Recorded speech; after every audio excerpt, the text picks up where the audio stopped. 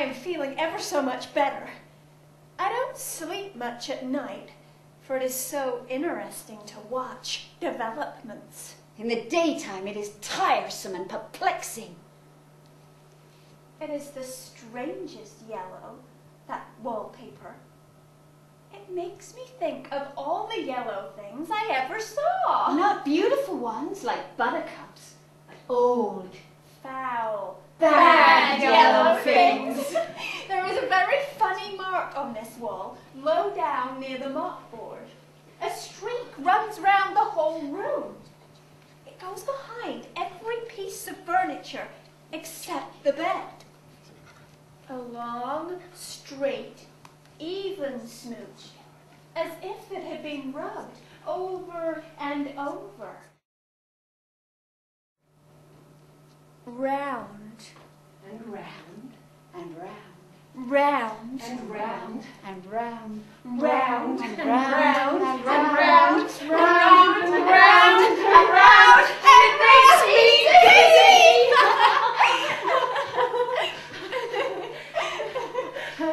I really have discovered something At last, I have finally found out. The front pattern does move, and no wonder. The woman behind shakes it.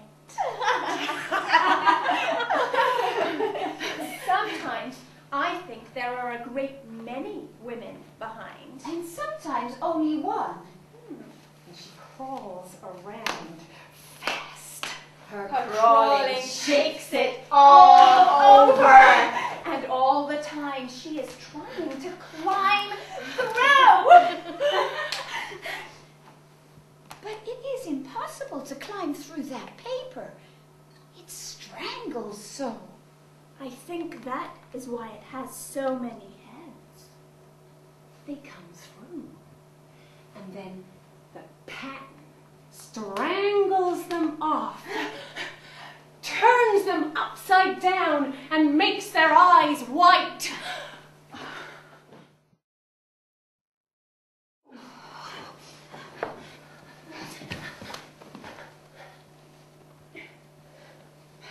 If only that top pattern could be gotten off from the under one. I mean to try. Little. By little.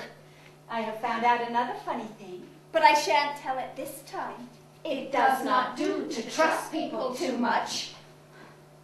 There is only 2 more days to get that pattern off. I think John is beginning to notice.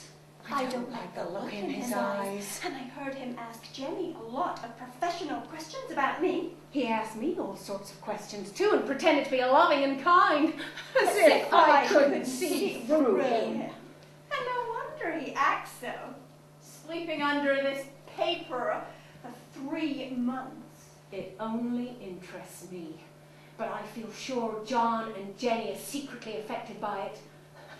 Hurrah! This is the last day, but it is enough. John to stay in town overnight. Jenny wanted to sleep with me. The sly thing. But I told her that I would undoubtedly rest better for a night all alone. That was clever, for really I wasn't alone a bit. And as soon as it was moonlight, and that poor thing began to crawl and shake the pattern, I got up And ran to help her. Help her, help her, help her, help her, help her, help her. I pulled. She shook. I shook. And she pulled. And before morning, we had peeled away yards of that paper. And then when the sun came and that awful pattern began to laugh at me, I declared I would finish it today.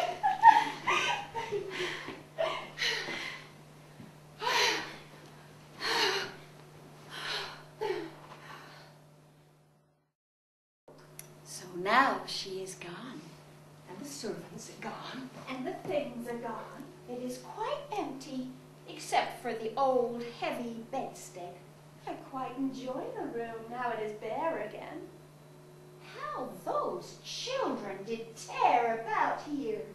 This bedstead is fairly gnawed. But I must get to work.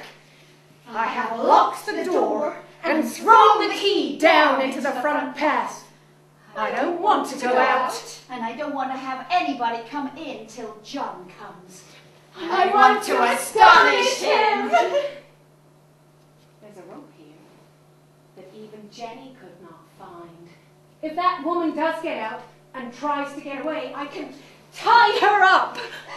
But I forgot I could not reach far without anything to stand on. This bed will not move. I got so angry that I bit a little piece out of one corner. But it hurt my teeth. Then I peeled away as much paper as I could reach standing on the bed. It sticks horribly, and that awful Patton just enjoys it.